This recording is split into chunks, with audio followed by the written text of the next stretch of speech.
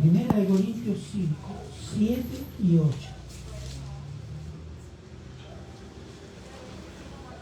7, 8. Sí. Amén. Amén. Póngase de pie, por favor.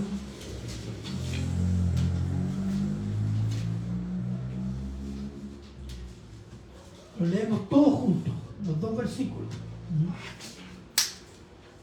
Limpiaos pues de la vieja levadura para que seáis nueva masa, sin levadura como todos, porque nuestra Pascua, que es Cristo, ya fue sacrificada por nosotros. Así que celebremos la fiesta no con la vieja levadura, ni con la levadura de malicia y de maldad, sino con panes sin levadura, de sinceridad y de verdad. Amén. Vamos a orar. Padre bueno, eterno y misericordioso Señor, damos gracias, Señor, por este pasaje. Pedimos y rogamos que el Espíritu Santo guíe nuestros corazones, nuestra mente, Señor, para entender y amar lo que usted nos quiere explicar en estos pasajes. Estamos, Señor, en su disposición, quedamos en sus manos y todos se lo agradecemos en Cristo Jesús. Amén. Toma asiento, por favor.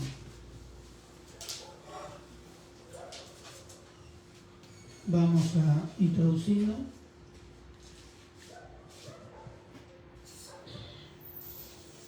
Hay dos palabras que a todo ser humano nos agradan.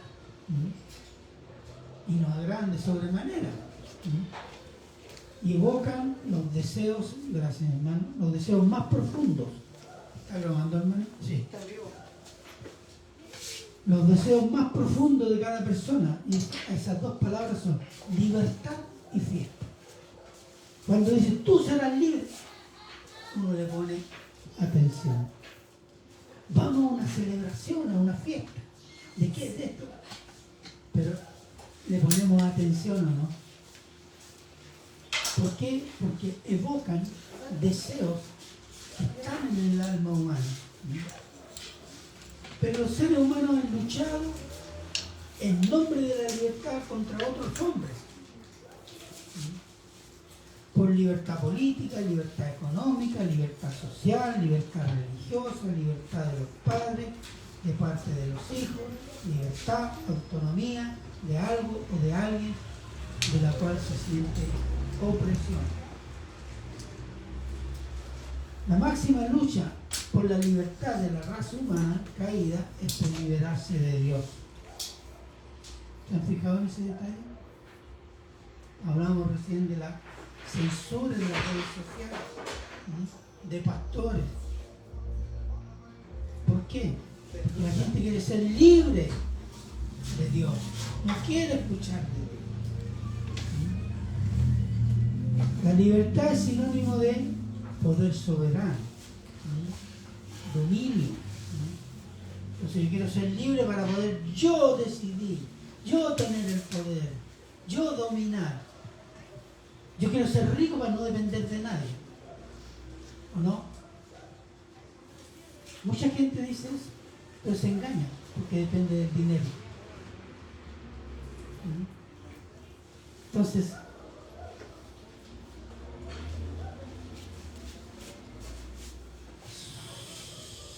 y se piensa que esa es la solución a todos los problemas. Entonces, libertad es sinónimo de gozo, de ser libre, fiesta, alegría, autonomía, poder. Pero los seres humanos luchan por una falsa libertad, debido a que no afrentan y no confrontamos la verdadera opresión. ¿Por qué? Porque amamos esa opresión. ¿Sabe cómo se llama esa opresión? Pecado. La raza humana ama su opresión. Y más encima se gozan en el pecado, haciendo fiestas. Por ejemplo, hay una famosa en Brasil, ¿cómo se llama? Carnaval. El Carnaval de Río. Es una gran fiesta. pero es un foco de difusión del SIDA. Eso no está prohibido. Ahí no hay cuarentena. De gente que muere por el vicio, trago, droga, asesinatos. Pero es la fiesta más cotizada a nivel mundial. Y así hay otras en diversas partes del mundo. Y donde también hay fiestas privadas. O sea, fiestas privadas, un club social, fiestas privadas de familia, fiestas privadas no sé, de partidos políticos o de cualquier fiesta. Uno se reúne se llaman por internet, fiesta en tal parte y parte, nadie ni se conoce, y después se drogan, fornican y después se dispersan. Entonces eso es el gozo por el sexo libre, por droga, y aturdirse la conciencia. Se considera un momento de libertad. Yo siempre me acuerdo cuando muchachos de 14, 15 años que decían, no te drogues, no, pero ¿cómo no nos vamos a pasar bien? Pasarlo bien era drogarse, embrutecerse. Fornicar, no, pero estamos para eso, para pasarlo bien. Emborracharse hasta quedar botado, ya no va a ser re bien. Ni supe cómo pasaron 3 días borrachos. ¡Qué alegría! Entonces, eso es amar nuestra propia brutalidad de pecado. Entonces, pero la realidad es que la gente se ata más y más a su esclavitud. Y se atan a la esclavitud porque del pecado estoy hablando, porque han rechazado la única puerta a la libertad, que es Cristo, para alegrarse y festejar en santidad. El título del sermón es Cristo, nuestra liberación y júbilo santo. 1 Corintios 7, y vamos a comenzar inmediatamente. En este pasaje, desde 1 Corintios 5, el apóstol Pablo reprende a la iglesia de Corinto por 2 razones. Una, no haber sancionado a un miembro de la iglesia que estaba en el pecado del incesto. Se puede decir que era la madrastra, se puede decir que todo eso, pero era un incesto. Miren lo que dice Levítico 18:8. Si alguien puede estar ahí, por favor. La desnudez de la mujer de tu padre no descubrirás, es la desnudez de tu padre. Eso es lo que tenía en mente el apóstol Pablo. El Señor ha dicho, la desnudez de tu madre es la desnudez de tu padre. No lo hagas. Y era precisamente lo que ese personaje estaba haciendo en la iglesia de Corinto. Y la otra razón, porque la iglesia se había enorgullecido por ese pecado. Y había el riesgo de que el pecado se apoderase de toda la iglesia. Porque como dice, la levadura leuda toda la masa. Y los manda a limpiarse del pecado sobre la base de la obra de Cristo y no sobre sus propios deseos o buenas intenciones. Dice, por Cristo limpiados. Y ahí comienza el 7b. ¿Por qué? Porque nuestra Pascua, que es Cristo, ya fue sacrificada por nosotros. Esa es la base. Nosotros podemos limpiarnos porque hemos creído en Cristo. Sin Cristo no podemos limpiarnos. Amamos esa porquería. Así como el chancho ama revolcarse en el barro, el pecador ama gozarse del pecado y revolcarse en el pecado. Y dice, después de esta vida no hay otra, así que este hay que gozarla. Lo hemos dicho nosotros mismos, ¿no? Y en esta frase dice, porque nuestra Pascua, que es Cristo, ya fue sacrificada por nosotros, el apóstol Pablo hace una referencia a la Pascua judía, celebrada en el momento en que Israel sale de Egipto hacia la tierra prometida. La palabra Pascua significa salto, salida. Pero esa salida o ese salto de Israel fue por mano de Dios en cumplimiento de las promesas de Dios a Abraham. Génesis 15, 13, 14.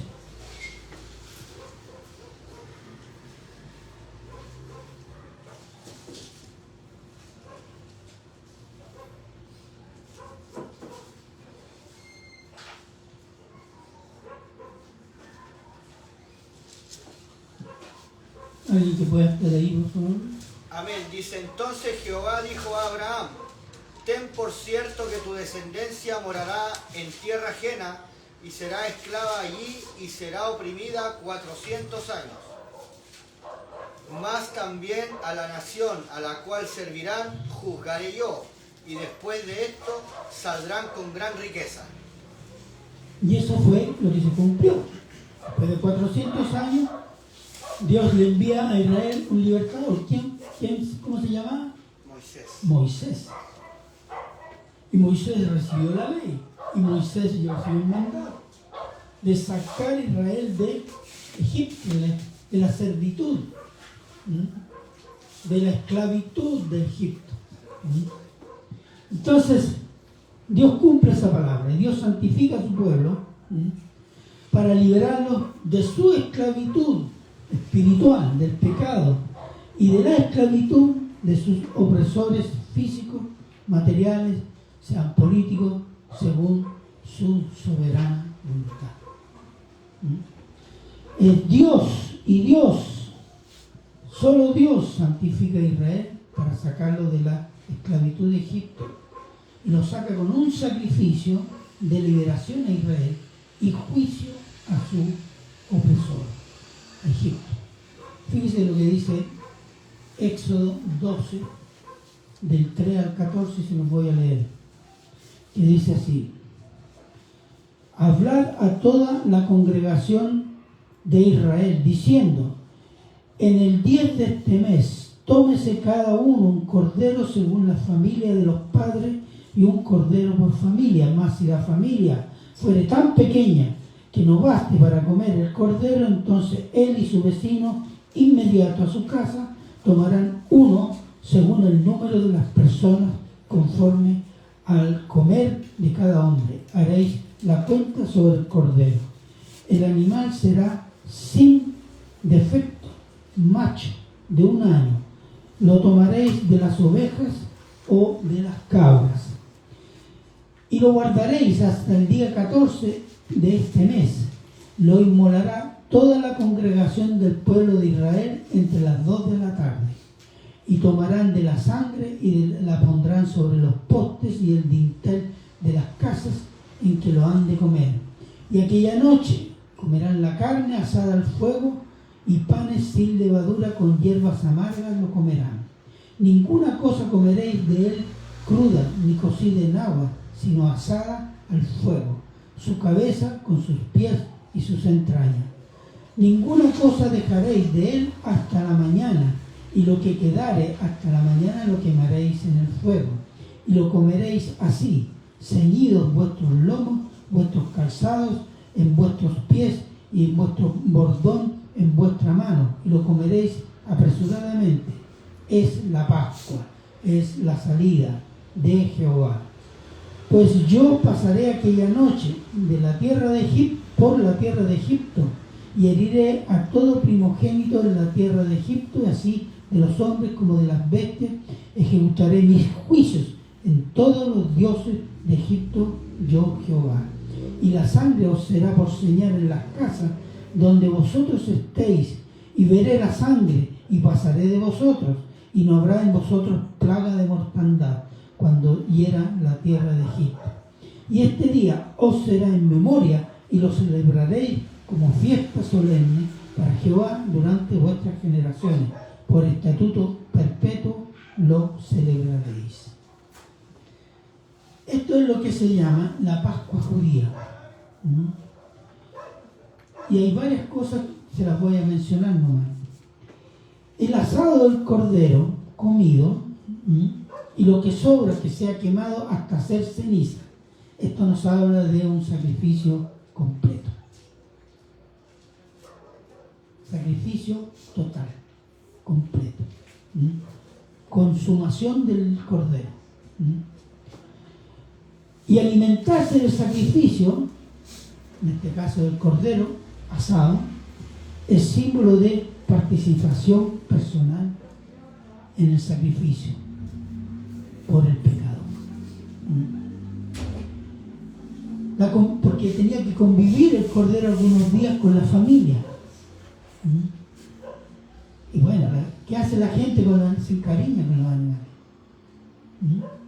Y era un corderito de un año. Entonces, la convivencia de parte de la familia era para identidad.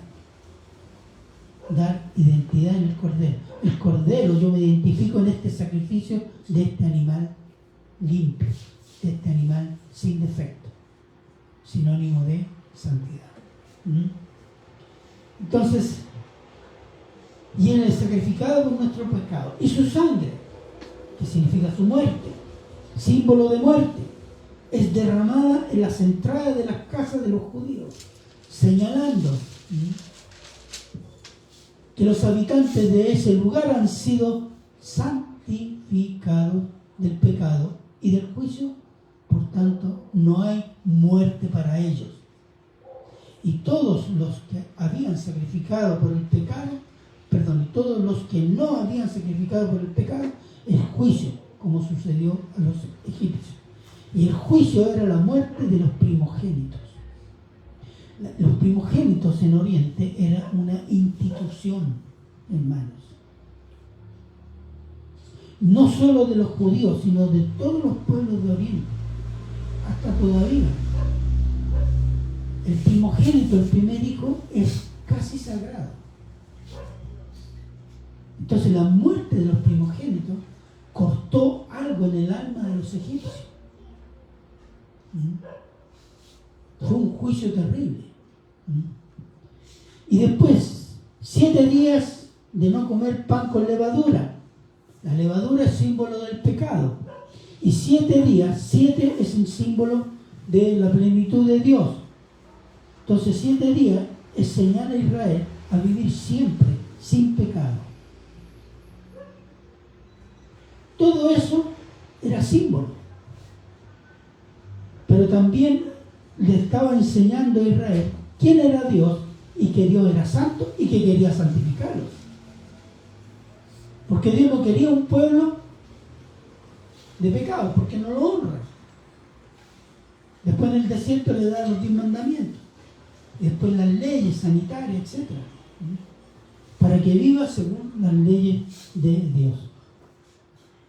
Entonces, cuando Cristo se refiere, dijo a sus seguidores, veamos Juan 6, 53, 56.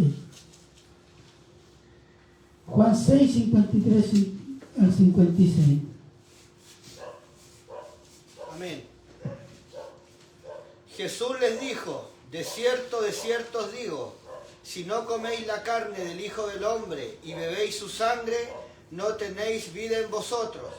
El que come mi carne y bebe mi sangre tiene vida eterna, y yo le resucitaré en el día postrero, porque mi carne es verdadera comida y mi sangre es verdadera bebida. El que come mi carne y bebe mi sangre, en mí permanece y yo en él. Aquí estaba haciendo referencia. Ahí habla del maná que recibió Israel para alimentarse y sobrevivir en el desierto. Pero también hace referencia al rito que se hizo en la salida. La santificación pasaba por participar de alguna forma del sacrificio. Y se establecieron varios ritos anuales en que todo israelita obligado a participar una vez al año. Miren, Levítico 7, 11 al 18. Dice, y esta es la ley del sacrificio de paz que se ofrecerá a Jehová.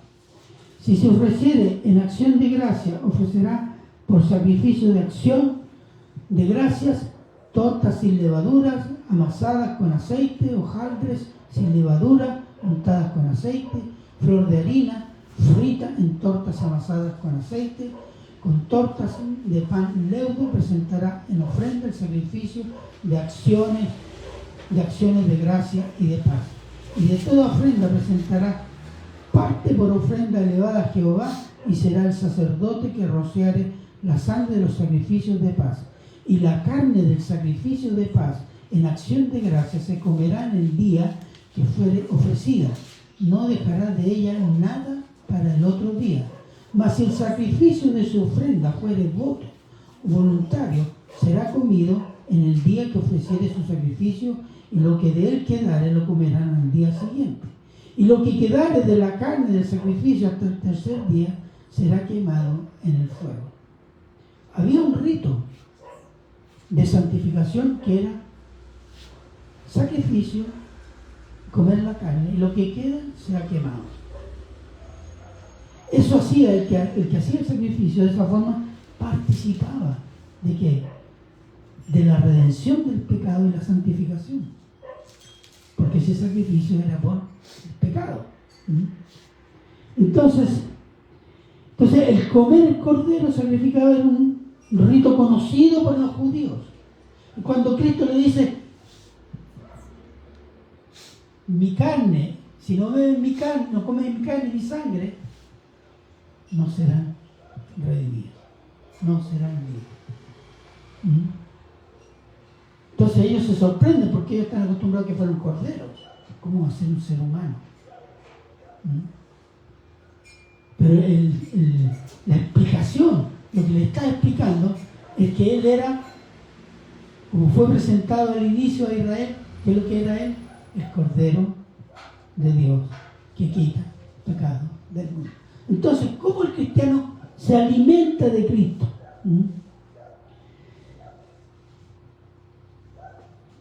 Lo voy a explicar más adelante. Hay algo que tengo que decirle. Rito conocido y llamado a practicarlo por lo menos una vez al año de cada ciudadano israelí.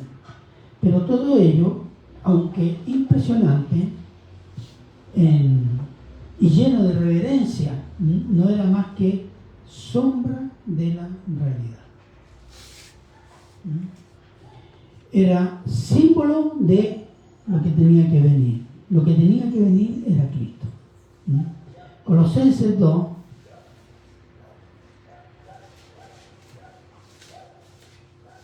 Colosenses 2, del 8 al 17. Colosenses 2, del 8 al 17.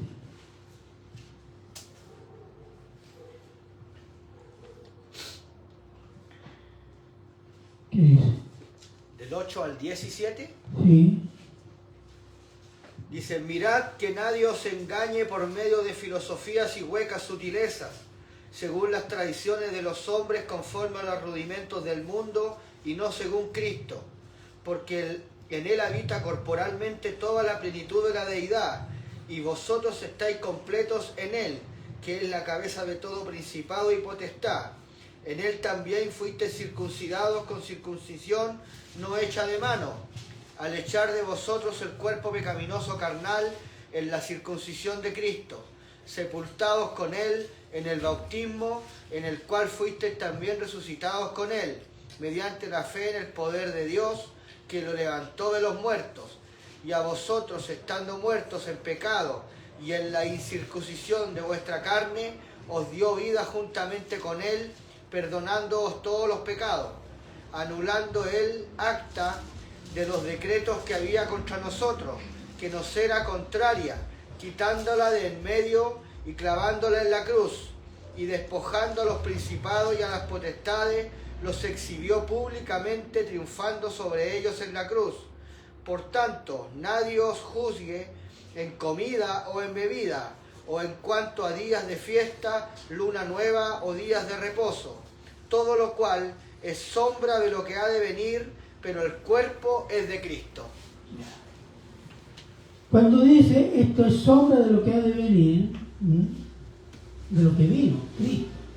Y cuando dice el cuerpo es de Cristo, dice la realidad es Cristo. Lo de antiguo era sombra, Cristo es la realidad. Y eso para explicar qué cosa. El Antiguo Testamento anunciaba la obra de Cristo. Y cuando un cristiano va a Cristo, el Espíritu Santo viene a vivir en él, el Espíritu Santo nos alimenta de Cristo espiritualmente. Nos alimenta de la persona y la obra de Cristo por medio de su palabra. Ahí estamos alimentándonos de Cristo. No la vemos así. La vemos como obligaciones que tenemos que hacer. No. Sométase al Espíritu Santo y el Espíritu Santo lo va a alimentar ¿de qué? De Cristo. Porque la tarea del Espíritu Santo es formar el carácter de Cristo en el creyente. Amén. No es hacerlo libre para que haga lo que quiera, para que no tenga problemas. No. Decía una canción, el centro, ¿cuál es? Cristo.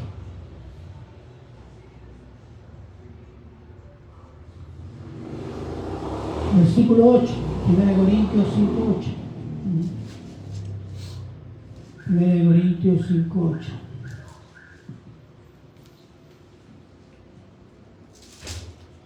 Dice, así que celebremos la fiesta no con la vieja levadura ni con la levadura de malicia y de maldad, sino con panes sin levadura, de sinceridad y de verdad.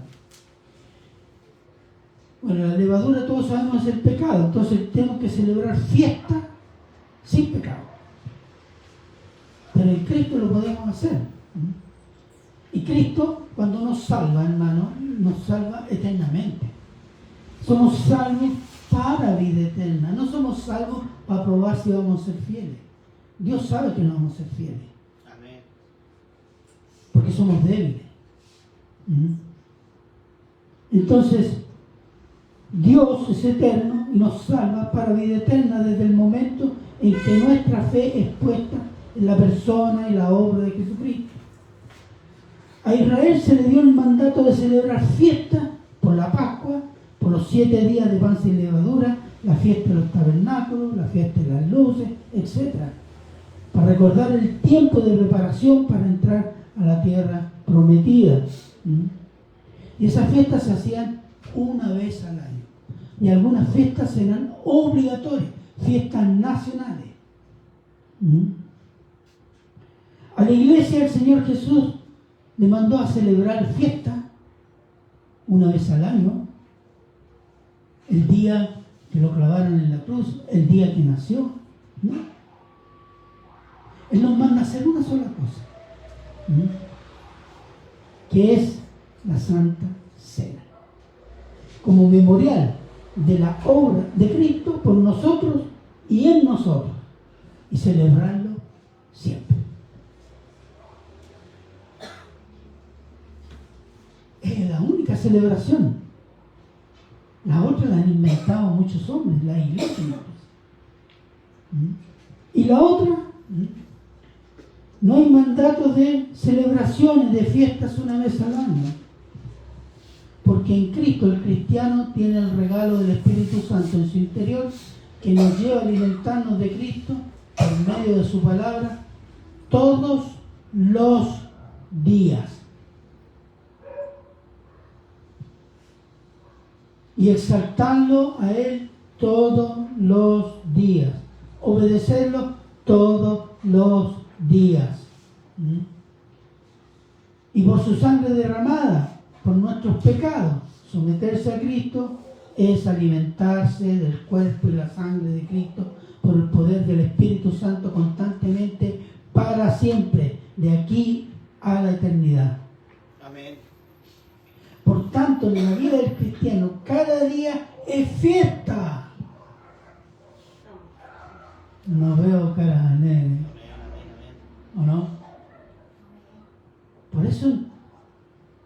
no hay mandato a ser como se le dio a Israel. Tú celebrarás perpetuamente, y hay varios mandatos, varias celebraciones que no existen para la iglesia. ¿Por qué? Porque nuestro gozo, el mandato es permanente. Sométete y tendrás alegría y gozo. Entonces, cada día es fiesta, celebración, y le puse una palabra: júbilo. Júbilo no es solo una exaltación emocional alegre. El júbilo para un judío significa alabar a Dios, perdón de Dios, adoración a Dios, gratitud a Dios, gozo de Dios en santidad. Nosotros podemos tener cada día de júbilo porque tenemos el Espíritu Santo. Podemos transformar nuestra vida en júbilo. Ay, pastor, pero es que yo pego.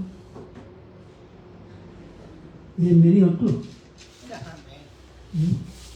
Pero ¿cuál es nuestro gozo? Es que sabemos, como dice su palabra, yo voy a Cristo, me arrepiento, confieso mi pecado y Él es fiel y justo para perdonar. Fiel y justo para perdonar. Ese es nuestro gozo.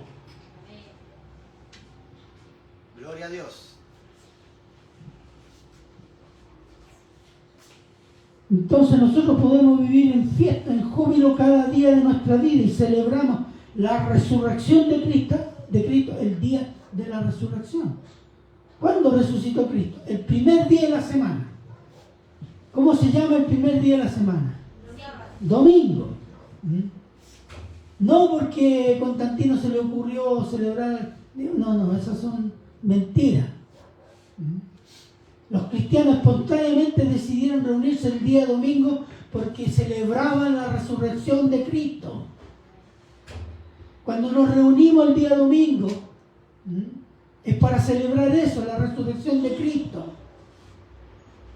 Y podemos reunirnos los martes, los jueves y toda la semana. ¿Por qué? Porque nosotros queremos alabar y celebrar la resurrección de Cristo. Amén.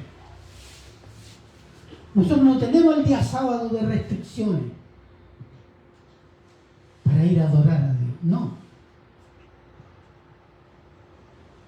No le dice a los cristianos: ese día no comerás pan con levadura, ese día no comerás cerdo, ese día no te vestirás con ropa mundana. No, eso es legalismo, eso no sirve para nada.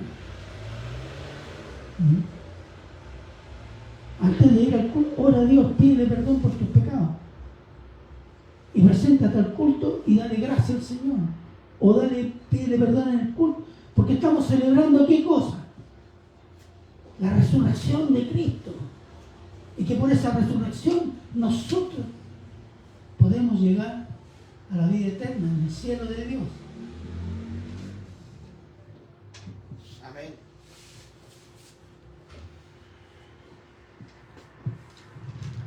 Entonces, para el cristiano, todos los días son días de reposo.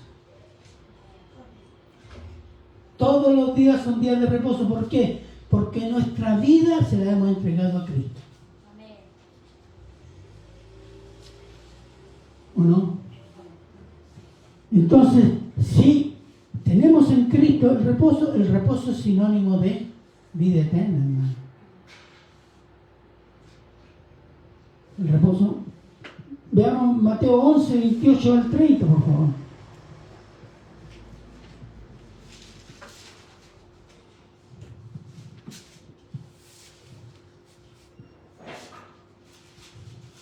Venid a mí todos los que estéis trabajados y cargados, y yo os haré descansar.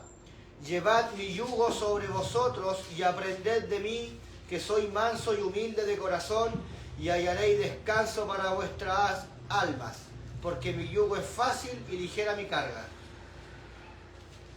Eso es, Él es nuestro reposo, nuestra carga, nuestro pecado, nuestra angustia, nuestro pesar. En Cristo, Él se hace cargo.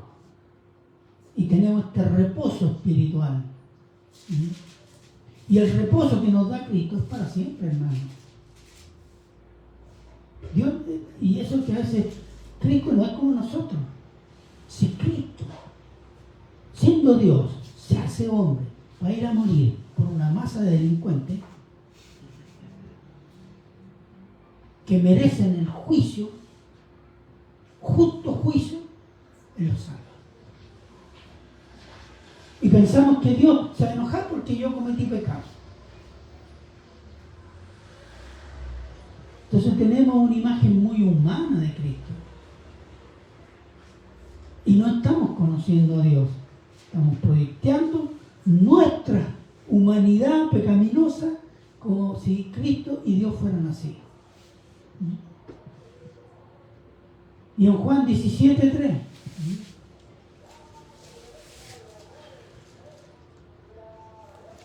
se los leo yo. Dice: y esta es la vida eterna, que te conozcan a ti, el único Dios verdadero, y a Jesucristo, a quien has enviado. Cuando usted cree en Cristo y comienza a conocerlo, usted ha comenzado su vida eterna. La vida eterna comienza cuando usted conoce, comienza a someterse a Cristo. La vida eterna comienza acá. Amén. Entonces tenemos vida eterna por Cristo y reposo eterno. Entonces la vida del cristiano debe manifestar el gozo santo, con palabras santas, con actitudes santas, y la santidad en toda nuestra manera de vivir, como dice el apóstol Pedro. Y en ello debemos crecer en santidad, sin levadura, pecado, eso es sinónimo de pecado, sino con actitudes santas, o el pan de la santidad. ¿Cuál es el pan de la santidad? Su palabra. Amén. Su palabra. Recordemos que por fe en Cristo somos declarados justos ante Dios y somos librados de la condenación eterna a la cual el pecado nos lleva. Por la fe en Cristo, el que es justificado le es dado el poder de Dios para luchar y vencer su pecado, vencer la atracción al mundo y resistir a la tentación del mal. Y después de abandonar este cuerpo mortal, de morir prácticamente, nuestra alma espera ante Cristo la resurrección de nuestros cuerpos sin la maldición del pecado, lo que se llama la glorificación por el poder del Espíritu Santo que vive en nuestro creyente. Todo ese proceso es posible por la fe en Cristo y el poder del Espíritu Santo que vive en el creyente. Si alguien le dice que se va a ir al cielo por buenas obras, no tiene idea de lo que está hablando. Porque el que tiene la vida eterna tiene que tener el Espíritu Santo. Esa es la llave, la clave. Porque por el poder del Espíritu Santo vamos a resucitar con cuerpos sin pecado para estar en el tercer cielo delante de nuestro Señor. Entonces, ¿usted cree que Cristo nos liberó por completo de la esclavitud del pecado? ¿Cree que Dios por Cristo nos dio poder espiritual para vencer el pecado, el mundo y al mal? ¿Usted cree eso? Amén. ¿Lo creemos? Amén.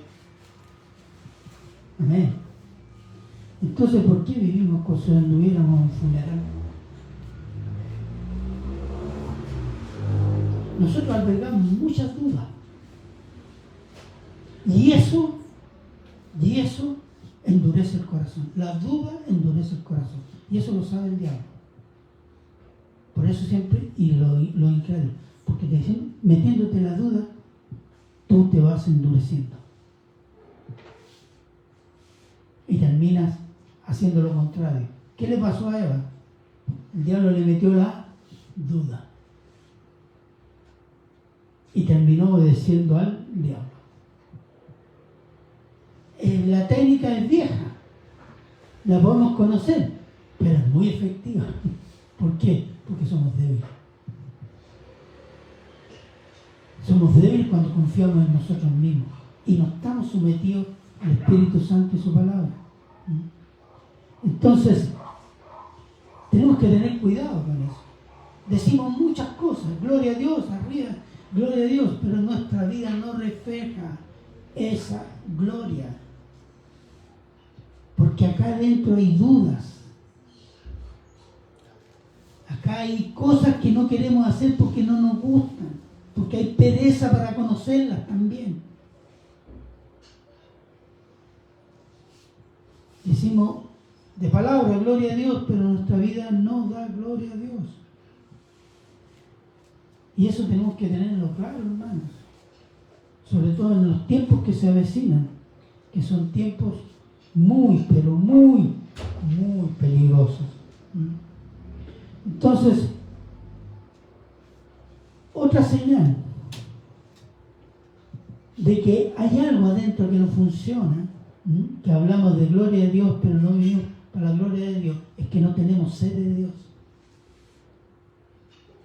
No tenemos hambre de la palabra. Eso está hablando de qué? Que hay otros intereses en nuestro corazón.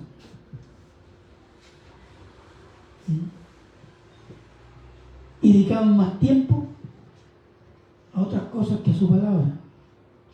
De otra parte, no tenemos gozo por la salvación tan grande que Dios nos ha regalado en Cristo y andamos apenados por las cosas que no tenemos y que creemos que merecemos. Cuando todo aquello que tenemos, poco o mucho que sea, como cristianos, nos ha sido dada por gracia, por la buena voluntad de Dios.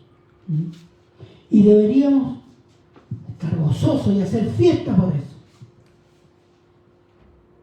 No, porque yo quiero ser el pastor, no, que yo quiero ser el maestro, y que yo quiero tener un público y ser un gran predicador, una gran predicadora, una Yesenia Ten que...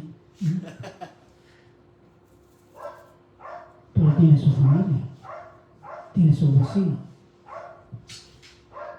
Ahí tiene. No, hombre, no. ¿Se fijan? Y somos inconformes o inconformistas. Porque eso nos habla de qué cosa.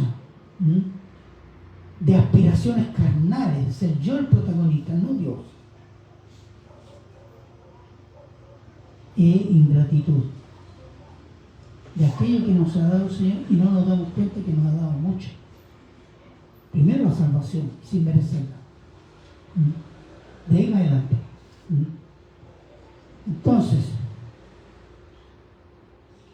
la vida del cristiano puede ser dura, menos dura, o liviana, por algún tiempo, pero será siempre victoriosa. Y será victoriosa por los méritos de Cristo. Y para concluir, veamos 2 Corintios 4:8. 2 Corintios 4, del 8 al 9.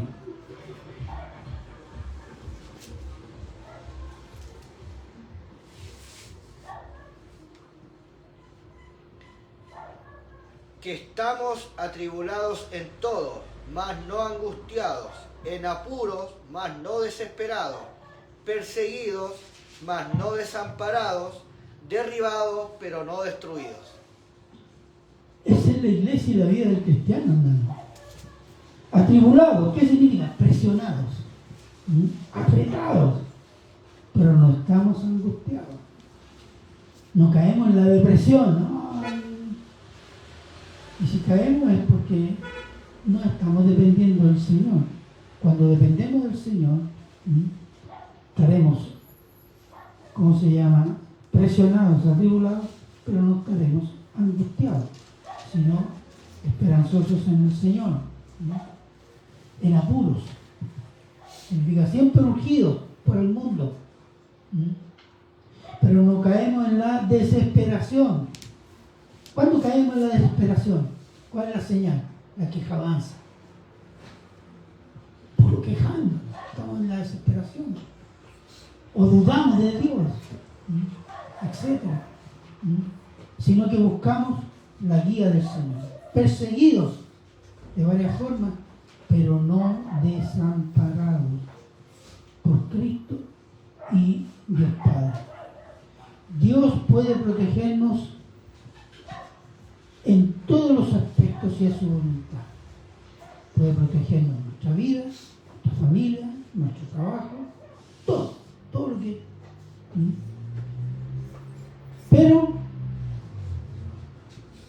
hay algo que Él no va a permitir que sea destruido. Nuestra fe en Cristo y la firmeza en Cristo. Él puede permitir destruir tu hogar, matar a tus parientes, perder tu trabajo, ser perseguido, ir a la cárcel. Pero lo que no va a permitir y te va a cuidar es tu fe en Cristo y la firmeza en Cristo, porque esa es tu clave. Primero, para dar testimonio acá en esta tierra del amor y del poder de Cristo, y segundo, es la garantía de que tú vas al cielo, porque eres cristiano. Entonces nunca va a ser destruido un cristiano. Los matamos, murieron. No importa, se van al cielo. Y segundo, siempre van a haber más cristianos, porque Dios siempre se va a proveer de hijos. En todas las circunstancias. Fíjense que el cristianismo, ¿dónde está creciendo? En China, en Oriente, donde el cristianismo es perseguido como religión extranjera. Ahí está creciendo. No está creciendo en Europa. Ni siquiera en América Latina, en algunos aspectos. Entonces, después dice, derribados pero no destruidos. Podremos ser acallados, destruidos nuestros templos, pero no podrán destruir nuestra promesa en Cristo. Por la promesa en Cristo, ¿cuál es? Las puertas del Hades no prevalecerán sobre la iglesia. ¿Qué significa? Que no la dominarán para destruirla. La iglesia en la historia ha sido derribada, infiltrada, tergiversada, pero aún vive por Cristo, ¿no? Amén. Nosotros somos el testimonio de que la iglesia aún está viva, ¿o no? Amén. Y las persecuciones que ha habido en la iglesia han sido terribles. Entonces, pueden ser derribados, pero no destruidos. Y damos gloria al Señor.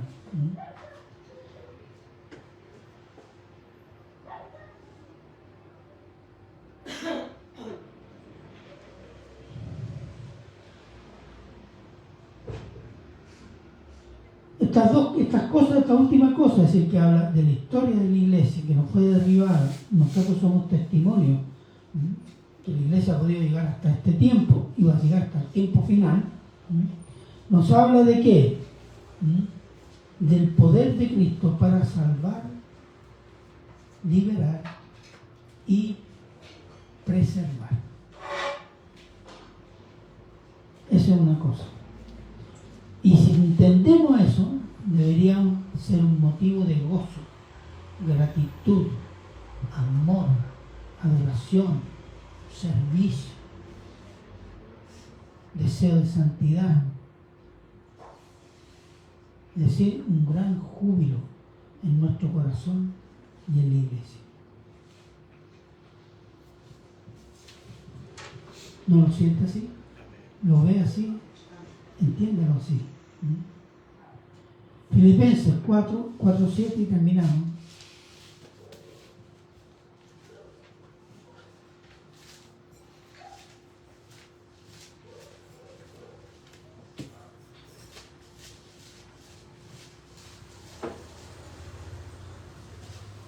¿4 al 7? Sí. Regocijaos en el Señor siempre. Otra vez digo, regocijaos. Vuestra gentileza sea conocida de todos los hombres. El Señor está cerca. Por nada estéis afanosos, si no sean conocidas vuestras peticiones delante de Dios en toda oración y ruego con acción de gracia. Y la paz de Dios, que sobrepasa todo entendimiento, guardará vuestros corazones y vuestros pensamientos en Cristo Jesús. Amén. Gócese del Señor. por lo que el Señor le ha dado y le ha prometido. Y dependa del Señor, para que su mente y su corazón estén gozosos en el Señor. Amén. Póngase de pie que vamos a orar. Padre bueno, eterno y misericordioso Señor, damos gracias, Señor, porque su palabra nos instruye, su palabra nos educa, su palabra nos amonesta y llama a nuestra mente y corazón, Señor, a corregirnos. Gracias, Señor. Usted, que es santo, todopoderoso, por medio de Cristo, nos ha regalado tanta bendición, Señor. Tanta bendición que a veces no entendemos. Pero sí, Señor, hemos de reconocer y pedirle perdón porque muchas veces hemos sido infieles, Señor. Hemos sido rebeldes, Señor. Pedimos perdón, Señor. Confesamos este pecado pensando, Señor, que usted es misericordioso y como lo promete su palabra, que Él es justo para perdonar nuestros pecados y limpiar nuestro corazón. Gracias, Señor, por su palabra, Señor. Y se lo podemos agradecer siempre por Cristo Jesús. Amén. Bien, hermana Anita, por favor.